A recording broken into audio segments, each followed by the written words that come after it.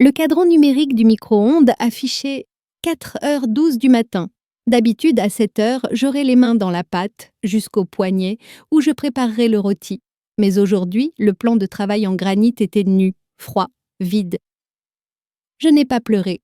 Je n'ai pas laissé de lettres sentimentales pour expliquer mes états d'âme. J'ai juste posé une unique et épaisse enveloppe au centre de l'îlot. Sur le devant, tamponnés à l'encre rouge, 2 mots. Service refusé. Je suis sortie, j'ai fermé la porte à clé de l'extérieur et je suis montée dans le Uber. Je n'ai pas jeté un regard en arrière vers la fenêtre. J'ai juste regardé droit devant. Avant de plonger dans le vif du sujet, laissez un commentaire. Dites-moi d'où vous écoutez et quelle heure il est chez vous. J'aimerais savoir qui fait partie de notre communauté. Pour comprendre pourquoi je suis partie, il faut comprendre l'architecture de ma famille. Je n'étais pas seulement la cuisinière ou la fille à tout faire, j'étais le pilier invisible. Vous voyez le genre, j'étais les fondations qui soutenaient le plafond pour que le lustre puisse briller. Pendant des années, j'ai calligraphié à la main 200 cartes de Noël parce que mon écriture était plus classe que celle de ma mère. Chaque mois de décembre, je préparais 500 sablés pour les clients de mon père, parce que ceux du commerce manquaient de personnalité. Je gérais la logistique de chaque vacances en famille, chaque anniversaire, chaque crise. Et mon salaire était toujours la même phrase. « Tu es si douée pour ça, Rachel. » Ce n'était pas un compliment, c'était une cage. J'ai appris un terme récemment qui a tout éclairé. L'enfant de verre. En général, ça désigne le frère ou la sœur en bonne santé d'un enfant malade, celui qui doit être parfait et transparent pour que les parents puissent se concentrer sur la crise.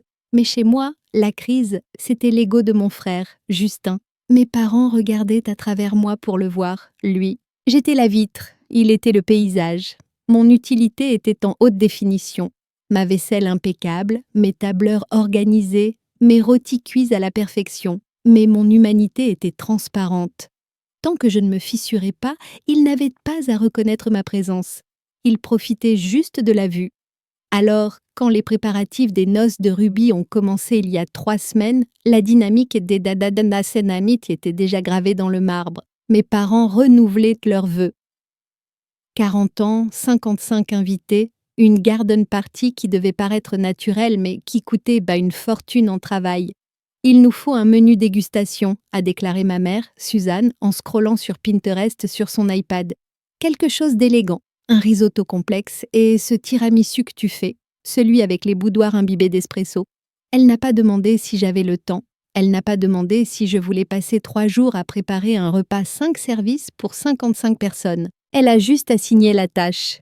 Rachel s'occupe de la nourriture, Justin et Tiffany de l'esthétique. L'esthétique, ça voulait dire acheter des fleurs avec la carte de crédit de papa. S'occuper de la nourriture, ça voulait dire suer devant les fourneaux pendant 72 heures. Mais j'ai hoché la tête. C'est ce que font les piliers invisibles. On maintient la structure. Puis, l'invitation numérique est partie. Mon téléphone a vibré. Notification. Vous êtes invité aux noces de Rubis. J'ai ouvert le lien. Le design était magnifique. Fond de velours rouge profond, écriture dorée. J'ai scrollé jusqu'en bas, jusqu'à la section « Les hôtes ».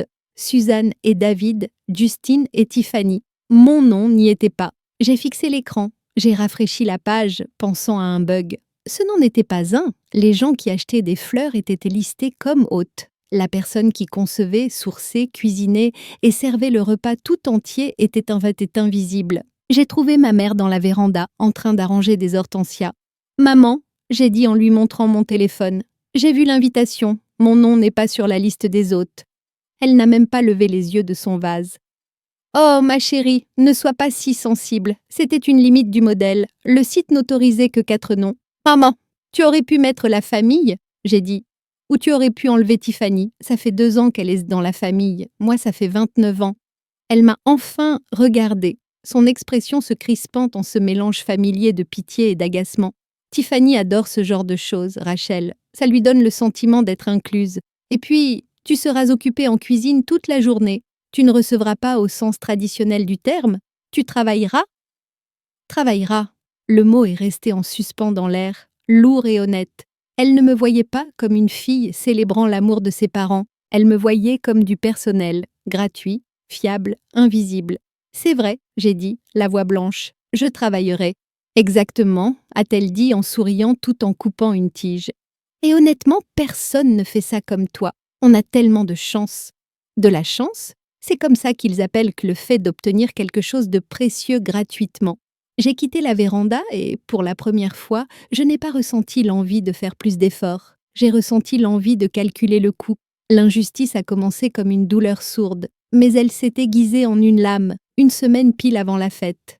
J'étais dans la cuisine, en train de tester le ratio mascarpone/espresso pour le tiramisu. C'était mon dessert signature.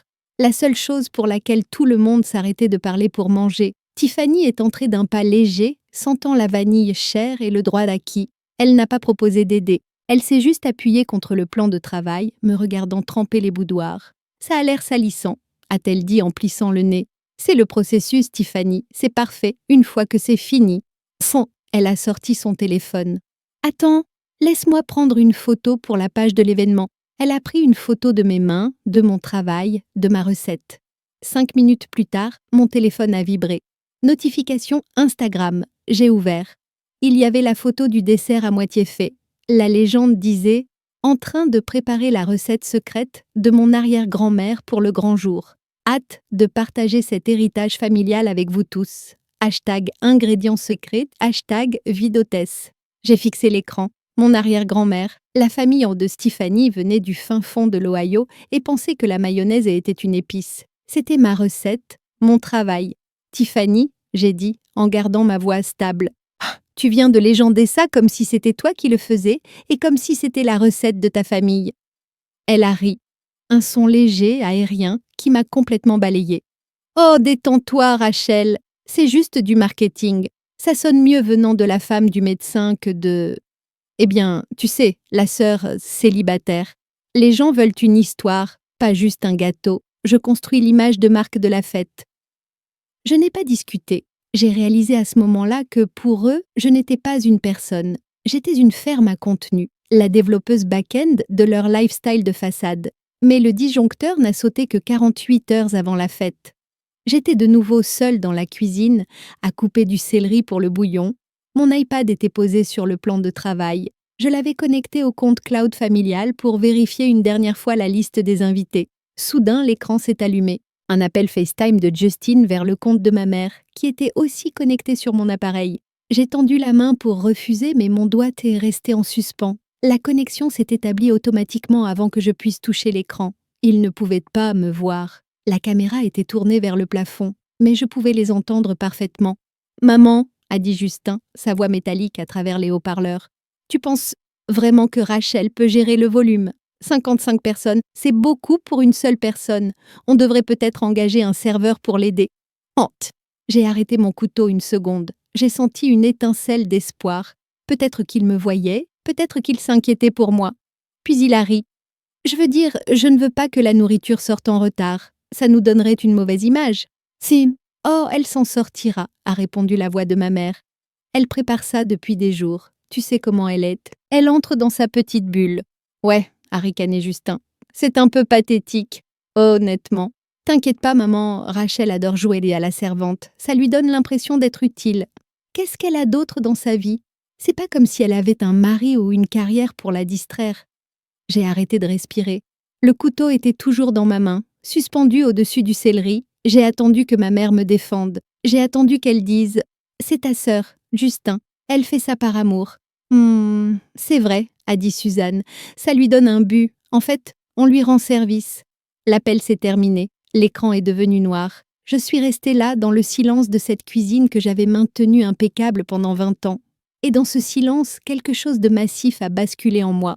Pendant des années, j'avais vécu dans une illusion. Ça s'appelle la théorie des coûts irrécupérables de l'amour. Je pensais que l'amour était un compte d'investissement. Je pensais que si je déposais assez de travail, assez de soumission, assez de cuisine tard le soir et de nettoyage tôt le matin, la valeur finirait par s'accumuler. Je pensais qu'un jour je pourrais l'encaisser sous forme de respect.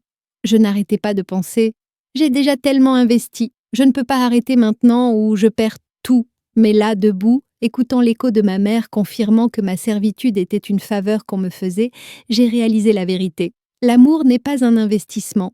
On ne peut pas acheter l'affection avec du travail. La banque est fermée. Le compte est à découvert depuis des décennies, et ce n'est pas qu'ils oublient de me payer. Ils refusent de le faire. J'ai regardé le céleri, j'ai regardé la liste des ingrédients pour le risotto, j'ai regardé le lourd sac de grains de café pour le tiramisu. Je ne me sentais pas triste, je ne me sentais pas en colère, je sentais quelque chose de froid et de lourd, comme un juge abattant son marteau. Faillite, j'ai murmuré à la pièce vide. Je déclare ma faillite morale. J'ai posé le couteau, je n'ai pas coupé une branche de plus. Le passage du désespoir au calcul a été instantané. S'il voulait une servante, il pouvait en engager une. Mais s'il voulait Rachel, elle n'était plus abordable. Je n'ai pas jeté le céleri, je n'ai pas crié. La rage est chaude, désordonnée et bruyante. La rétribution est froide et silencieuse. Je me suis dirigée vers l'îlot de cuisine et j'ai ouvert mon ordinateur portable. Je ne cherchais plus des recettes, je cherchais les tarifs du marché. J'ai trouvé 3 traiteurs haut de gamme dans notre région. J'ai vérifié leurs prix pour les événements privés, les menus dégustation, les chefs à domicile, les frais de service, les frais d'urgence. J'ai ouvert un document vierge et j'ai tapé un seul mot en haut, centré et en gras. Facture. J'ai commencé à détailler. Chaque heure passée à planifier le menu, 50 € de l'heure. 5 heures, 250 €. Chaque heure passée à faire les courses. Conduire jusqu'à 4 marchés spécialisés différents pour trouver la qualité de parmesan que mon père aimait. 75 € de l'heure, 4 heures, 300 €. Puis, le gros morceau, préparation et exécution. Un chef privé pour un dîner de 55 personnes servi à l'assiette. Le tarif du marché était de stupéfiant. Je l'ai tapé. 3 500 €. J'ai ajouté des frais d'urgence de 20% parce que techniquement, ils me réservaient sans aucun préavis en tant que professionnel. Le total s'élevait à 4 500 €. J'ai fixé le nombre. Ce n'était pas une question d'argent, c'était une question de valeur. Depuis 29 ans, ma valeur était de 0. Ce soir, je fixais le prix. J'ai imprimé la facture sur le papier cartonné crème que ma mère utilisait pour ses notes de remerciement. Ça avait l'air officiel, ça avait l'air final. Puis j'ai réservé le vol. Allez simple. Première classe, San Diego. Ma meilleure amie, Chloé, me suppliait de venir la voir depuis des années. J'avais toujours dit non parce que j'avais des responsabilités. Je devais conduire ma mère à ses rendez-vous. Je devais garder le chien de Justin. Je devais être le pilier. Plus maintenant. Le vol partait à 6 heures du matin le lendemain. Ça me laissait 8 heures. Je suis retournée au frigo. Il était rempli de plus de 500 € d'ingrédients de première qualité. Mais au lieu de commencer le marathon de découpe, de saisie et de réduction, j'ai fait autre chose. J'ai pris le sac énorme d'épinards, non lavés, encore dans leur caisse en plastique, et je l'ai placé au centre du plan de travail. J'ai pris le bloc de chocolat noir, dur comme une brique, et je l'ai posé à côté des épinards. J'ai pris les crevettes crues, encore dans leur carapace glacée, et je les ai disposées dans un bol en verre. Je ne les ai pas cachées, je les ai exposées. J'ai créé une nature morte dépeignant le potentiel brut et la négligence absolue. On aurait dit le plateau d'une émission de cuisine avant l'arrivée du chef. Magnifique, cher, inutile. Je suis allée à la bibliothèque et j'ai sorti le classeur de recettes familiales. J'ai tourné jusqu'à la page du tiramisu, celle tachée de café par des années d'utilisation, celle que Tiffany prétendait être l'héritage de son arrière-grand-mère. J'ai pris un post-it jaune vif et j'ai écrit avec ma plus belle calligraphie. Tiffany, puisque c'est la recette secrète de ton arrière-grand-mère, je suis sûre que tu sais exactement comment tempérer les œufs sans les brouiller. Bonne chance. #héritage familial. J'ai collé le mot juste sur les instructions, puis je suis montée. J'ai fait une valise. Pas mes vêtements pratiques. J'ai pris la robe en soie que je ne portais jamais. J'ai pris le maillot de bain que je n'avais pas touché depuis 3 ans. J'ai pris mon passeport. J'ai traversé la maison une dernière fois. Le salon était prêt pour la fête. Les chaises de location étaient empilées dans un coin. Les fleurs attendaient dans des seaux d'être arrangées. J'ai senti le fantôme de l'ancienne panique. Qui va s'occuper des fleurs? Qui va mettre les tables? Puis je me suis souvenue du rire de Justin. Rachel adore jouer à la servante. Même sommes pas ma maman commandante. Laissez-les jouer à la servante, ai-je pensé. Je suis entrée dans la cuisine. J'ai posé la facture en papier cartonné juste à côté des crevettes crues. J'ai pris un tampon encreur rouge dans le tiroir à bazar. Ma mère l'utilisait pour les bricolages de Noël et un tampon qui disait « refusé ». Je l'ai pressé sur la facture. Service refusé. C'était la chose la plus forte que j'ai jamais dite et je n'ai pas eu besoin d'ouvrir la bouche. Le soleil s'est levé à 6h45. La maison aurait dû sentir l'ail rôti, le bouillon frémissant et la pâte cuisant au four. Ça aurait dû être une symphonie de chaos contrôlé.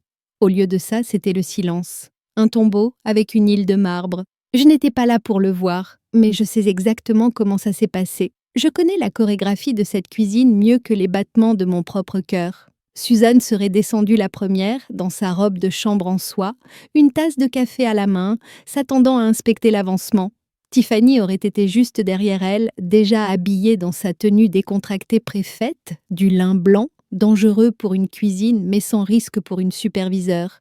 Elles ont poussé la porte battante. Elles ne sont pas entrées dans une pâtisserie, elles sont entrées dans une exposition d'art de leur propre négligence. Il n'y avait pas d'odeur d'espresso, pas de bruit de batteur, juste le bourdonnement du réfrigérateur et la vue des ingrédients bruts que j'avais disposés avec une précision chirurgicale. Le bloc de chocolat était là, à les narguer. Les épinards non lavés se fanaient légèrement sous l'éclairage du plan de travail. Les crevettes les regardaient à travers le bol en verre, grises et froides.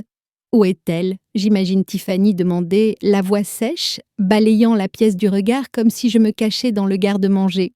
Les traiteurs arrivent à 10 heures pour mettre les tables. La mise en place est censée être prête. Puis, elles l'ont vue. L'enveloppe en papier cartonné crème.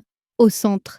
Impossible à manquer. Suzanne l'a ramassée, ses mains, habituellement si sûres pour arranger les fleurs ou manipuler la culpabilité, auraient tremblé. Elle l'a ouverte. Elle n'a pas trouvé d'excuses rampantes. Elle n'a pas trouvé de mots frénétiques sur une urgence médicale. Elle a trouvé un registre. Facture numéro 001. Montant dû, 4 500 €.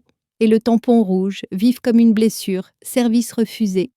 Qu'est-ce que c'est que ça ? A murmuré Suzanne. Elle a probablement retourné le papier, cherchant le vrai mot, celui qui disait « Je plaisante, regardez dans le four ». Mais le four était froid. Tiffany s'est approchée du livre de recettes. Elle a vu le post-it jaune collé sur les instructions du tiramisu. Elle l'a lu à voix haute. « Tiffany, puisque c'est la recette secrète de ton arrière-grand-mère, je suis sûre que tu sais exactement comment tempérer les œufs sans les brouiller. Bonne chance. » Silence. Le genre de silence qui hurle. Puis la panique. Mon téléphone, actuellement en mode avion quelque part au-dessus du Nevada, a commencé à enregistrer les tentatives. D'abord Suzanne, puis Justin, puis David, puis Tiffany. Messagerie, messagerie, messagerie. Ils ont fait le calcul. Il était 9h15. 55 invités de l'élite de la ville, les plus gros clients de mon père, les membres du conseil d'administration du country club arrivaient à 13h. Ils avaient des crevettes crues, ils avaient du chocolat dur, et ils n'avaient absolument aucune idée de comment transformer l'un en l'autre. Justin est arrivé en courant, les cheveux à moitié gominés, et « Comment ça, elle est partie ? Elle ne peut pas être partie. Elle finit toujours par céder. » « Elle n'a pas cédé, » a dit Suzanne, fixant la facture. « Elle nous a facturé. Ils ont essayé d'appeler des traiteurs, mais on ne réserve pas un menu dégustation 5 services pour 55 personnes un samedi matin. On vous rit au nez, on vous raccroche au nez. On peut le faire nous-mêmes, » a suggéré Justin en regardant les crevettes crues. « C'est si compliqué que ça, un risotto ? C'est que du riz, non ?» 40 minutes plus tard, après avoir brûlé la première fournée d'ail et réalisé qu'ils ne savaient pas comment décortiquer les crevettes sans les massacrer, ils ont passé l'appel. Le seul appel qu'il restait. L'effondrement s'est produit au ralenti. À 13h, les invités sont arrivés. L'allée s'est remplie de Mercedes et de Lexus. Des femmes en robe florale et des hommes en costume d'été ont franchi la porte d'entrée, s'attendant aux noces de rubis de la décennie. On leur a tendu des coupes de champagne par des serveurs engagés qui avaient l'air confus et embarrassés. Puis on les a conduits aux tables du buffet. Il n'y avait pas de plat en argent rempli de risotto à la truffe. Il n'y avait pas d'assiette délicate de Saint-Jacques poêlée. Il y avait des boîtes en carton, des piles de boîtes, des dominos rouges et bleus. Justin avait essayé de sauver la face. Il avait transféré les tranches de pepperoni et de fromage sur les plateaux en argent antique, comme si la présentation pouvait masquer l'odeur du désespoir et du gras. « C'est un clin d'œil fantaisiste », a-t-il dit au chef de chirurgie de l'hôpital local. « On voulait que ça reste amusant. Qui n'aime pas une soirée pizza ?» Le chef de chirurgie a regardé la tranche de pepperoni tiède qui suait sur l'héritage familial. Il a regardé Suzanne qui souriait si fort que son visage semblait sur le point de se fissurer. « Charmant », a-t-il dit. Il n'a pas pris de part. Les chuchotements ont commencé 5 minutes plus tard. C'est une blague? Où est Rachel? C'est elle qui s'occupe de la nourriture d'habitude. Et je m'entends. J'ai entendu dire qu'elle était partie. Regarde Tiffany, elle a l'air mortifiée. Ce n'était pas juste une fête ratée. C'était un déshabillage public. Le comité d'organisation était exposé. Sans le pilier invisible, le toit s'était effondré et tout le monde pouvait voir les décombres. Ils se tenaient là dans leurs vêtements chers, entourés de pizzas bon marché, regardant leur réputation se dissoudre bouchée après bouchée. Et le meilleur, ils ne pouvaient même pas blâmer le traiteur, parce que le traiteur n'était pas là. La cuisine était vide, la facture était sur le comptoir, et l'addition, enfin, arrivait à échéance. Pendant que les noces de rubis s'implosaient à des milliers de kilomètres de là sous le poids du pepperoni tiède et des ragots chuchotés, j'étais dans une cuisine qui ne ressemblait en rien à celle que j'avais fuie. Pas d'îlot en marbre, pas d'appareil en acier inoxydable qui coûtait plus cher qu'une voiture, juste une chaude lumière jaune qui filtrait par une fenêtre donnant sur l'océan Pacifique et l'odeur de la coriandre et du citron vert. J'étais à San Diego. Chloé m'a tendu un oignon haché. « Tiens », a-t-elle dit, « ne les coupe pas parfaitement. On fait des tacos, on ne rend pas un devoir de géométrie. » J'ai ri. C'était un son rouillé. Je n'avais pas ri dans une cuisine depuis 20 ans. D'habitude, cuisiner était une évaluation de performance vouée à l'échec. Ici, c'était juste le déjeuner. Mon téléphone était posé sur le comptoir, face cachée. Toutes les quelques minutes, il vibrait contre le bois. Une vibration frénétique, une supplique, une exigence. « Tu vas regarder ?» a demandé Chloé en remuant la viande hachée. « Non », j'ai dit en saupoudrant du sel sur les tomates. « Je le laisse sonner. C'est le bruit qu'ils font en réalisant que la télécommande ne marche plus. » On a mangé sur son balcon, des assiettes en carton en équilibre sur nos genoux. L'air avait le goût du sel et de la liberté. J'ai pris une bouchée du taco. Ce n'était pas un risotto complexe à la truffe, c'était simple, c'était salissant, c'était la meilleure chose que j'ai jamais goûtée parce que je n'avais pas à le servir à quelqu'un d'autre d'abord. Après le déjeuner, Chloé est rentrée et est revenue avec quelque chose enveloppé dans un tissu doux. « Je veux te montrer quelque chose », a-t-elle dit. J'ai acheté ça quand j'étais à Tokyo l'année dernière. Je le gardais pour quand tu viendrais enfin. Elle l'a déballé. C'était un bol. Un bol à thé en céramique, sombre et terreux, mais il avait une cicatrice dentelée qui le traversait en plein milieu. Mais la cicatrice n'était pas laide. Elle était scintillante, remplie d'un or brillant et lumineux. Ça s'appelle le kintsugi, a dit doucement Chloé, traçant la ligne d'or avec son pouce. Au Japon, quand une poterie précieuse se brise, ils ne la jettent pas. Et ils n'essaient pas de cacher les fissures avec de la colle invisible pour faire comme si rien ne s'était passé. J'ai regardé le bol. Il semblait plus fort d'avoir été brisé. Ils réparent les fissures avec de la laque saupoudrée d'or en poudre, a-t-elle continué.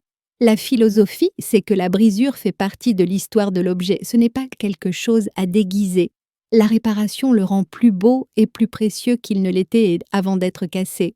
J'ai tendu la main et j'ai touché la veine d'or. Elle était en relief, texturée. Elle demandait à être sentie. Pendant 29 ans, j'ai murmuré. J'ai essayé d'être la colle invisible. J'ai essayé de maintenir la famille si soudée que personne ne remarquerait les fissures. Je pensais que si j'étais assez invisible, assez parfaite, les bords tranchants ne couperaient pas. Chloé a secoué la tête. « Tu n'es pas la colle, Ratch, tu es le bol, et ils t'ont laissé tomber. » J'ai regardé l'océan, les vagues se brisaient contre les rochers, se brisant et se reformant, encore et encore.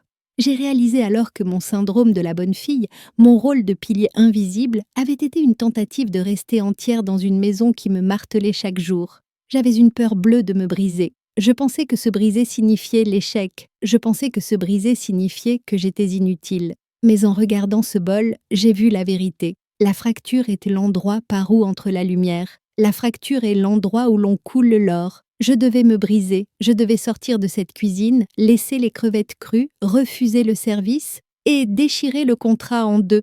C'était ça la fracture. Et ça, cette paix, cette lumière du soleil, cette prise de conscience que je suis une personne digne d'être nourrie, pas juste une machine construite pour nourrir les autres. C'était l'or. « Et je ne vais pas réparer les choses cette fois », j'ai dit, la voix ferme. « Je ne vais pas y retourner et les recoller. » Chloé a souri et a entrechoqué sa bouteille de bière contre la mienne. Bien, parce qu'on ne peut pas faire du kintsugi sur les autres, on ne peut le faire que sur soi-même. J'ai pris une profonde inspiration, l'air de l'océan. J'ai senti les fissures dans mon esprit, la culpabilité, l'obligation, la peur de ne pas être aimée. Elles étaient toujours là, mais elles ne saignaient plus. Je commençais à les remplir. J'ai pris mon téléphone. Je l'ai retourné. L'écran était plein de notifications. Appel manqué de ma mère. SMS de Justin me reprochant le désastre de la pizza. Un message vocal de mon père demandant où diable était le risotto. Je n'ai pas senti de panique. Je n'ai pas senti l'envie de m'excuser. Je me sentais précieuse. J'ai ouvert l'application photo. Je l'ai pointée vers le bol de kintsugi baignant dans la lumière du soleil sur fond d'océan. J'ai pris une photo. Il était temps d'envoyer le reçu final. C'était un dimanche soir quand je me suis enfin assise à nouveau sur le balcon. Le soleil plongeait sous l'horizon, peignant le ciel de traînées violettes et orange brûlées, des couleurs qui semblaient mériter. Pas arrangées. J'ai déverrouillé mon téléphone. Il a vibré dans ma main comme un oiseau piégé. 52, appel manqué. 80, 4 messages textes. La conversation de groupe familial, où j'étais restée silencieuse pendant des années, était maintenant une cacophonie de rage et de marchandage. Je ne les ai pas tous lus, je n'en avais pas besoin. J'ai juste scanné les aperçus. Justin, tu as tout gâché. Tu as la moindre idée de l'air stupide qu'on a eu? Le chef de chirurgie est parti à 14 heures. Suzanne, comment as-tu pu faire ça à ton père? Nous sommes la risée du club. J'ai dit à tout le monde que tu étais malade. Mais Tiffany a trouvé cette facture. Appelle-moi immédiatement. David. Comportement inacceptable, Rachel. Tu dois rentrer à la maison et arranger ça. On peut discuter de l'argent, mais ce coup de tête était immature. Tiffany. Je n'arrive pas à croire que tu aies laissé un mot sur le livre de recettes.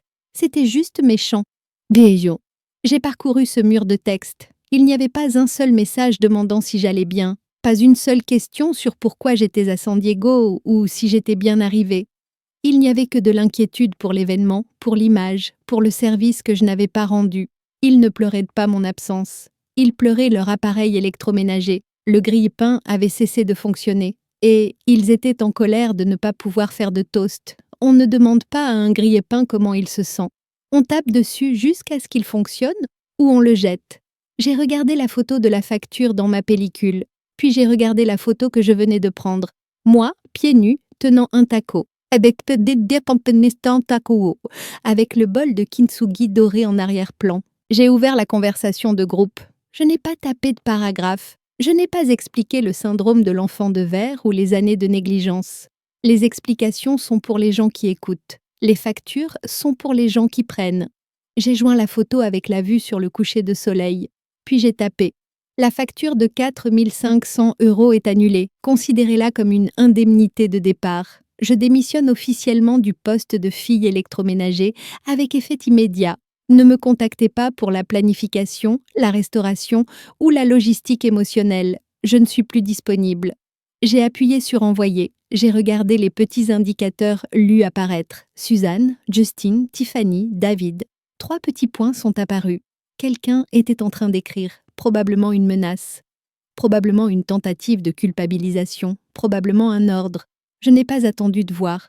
Je suis allée dans les paramètres, bloquer le contact. Suzanne, confirmer, bloquer le contact. Justin, confirmer, bloquer le contact. David, confirmer, bloquer le contact. Tiffany, confirmer. Le téléphone est devenu silencieux. La vibration s'est arrêtée, les notifications ont disparu. J'ai posé le téléphone sur la table et j'ai regardé l'océan. Pendant 29 ans, j'avais été terrifiée par ce silence. Je pensais que le silence signifiait que j'étais seule. Je pensais que le silence signifiait que j'avais été abandonnée. Mais assise là, à écouter les vagues et le son lointain du rire de Chloé à l'intérieur de l'appartement, j'ai réalisé que j'avais tout compris à l'envers. Le silence, ce n'est pas l'abandon, c'est la paix. Je n'ai pas réparé la fête, je n'ai pas sauvé l'anniversaire, je l'ai laissé brûler. Et dans les cendres de leurs attentes, j'ai enfin trouvé la seule chose que j'avais cuisinée pour tout le monde toute ma vie. Je me suis trouvée. J'ai passé 29 ans à essayer de mériter une place à une table qui était construite sur mon dos. Je pensais que si je servais assez de plats, si je nettoyais assez de dégâts, si je me faisais assez petite pour tenir dans les fissures, il finirait par tirer une chaise et dire Assieds-toi, Rachel. Tu en as assez fait. Mais il ne l'aurait jamais fait. Parce que tant que je servais, je ne pouvais pas m'asseoir. Je vous parle à vous, maintenant. Oui, vous. Celle qui écoute ça en pliant le linge pour des gens qui ne remarqueront pas qu'il est propre. Celle qui prépare les repas pour une famille qui mange sans l'attendre. Celle qui se sent comme la colle qui empêche un vase brisé de tomber en morceaux. Si vous êtes celle qui maintient les lumières allumées pour des gens qui vous laissent dans le noir, éteignez-les. Ça fait peur, je sais. Vous pensez que la maison va s'effondrer sans vous, vous pensez qu'ils vous détesteront, mais laissez-moi vous dire ce qui se passe quand vous quittez la cuisine. Laissez-moi vous dire ce qui se passe quand vous refusez le service. Vous cessez d'être un service public et vous commencez à être une personne. Ils réaliseront qu'ils avaient besoin de vous. Oh, ils le réaliseront à la seconde où les boîtes de pizza arriveront. Mais à ce moment-là, vous serez ailleurs. Vous serez à une table où vous n'aurez pas à mériter votre place. Vous serez à une table où la seule chose que vous aurez à apporter, c'est votre faim. Alors, voici ma question pour vous aujourd'hui. Je veux que vous regardiez votre vie comme un livre de contes. Regardez les coups irrécupérables. Regardez le travail que vous versez dans le trou noir des relations ingrates. Partagez cette histoire si vous avez déjà dû partir pour trouver votre valeur. Si vous avez déjà dû vous briser pour laisser l'or entrer. Et dites-moi dans les commentaires quel est le seul poste dans votre famille dont vous démissionnez aujourd'hui. Celui de pacificateur, de planificateur, de punching ball. Déposez votre lettre de démission dans les commentaires ci-dessous. Je les lirai toutes, parce que nous ne sommes pas des appareils électroménagers. Nous sommes les architectes de nos propres tables, et il est temps de commencer à manger.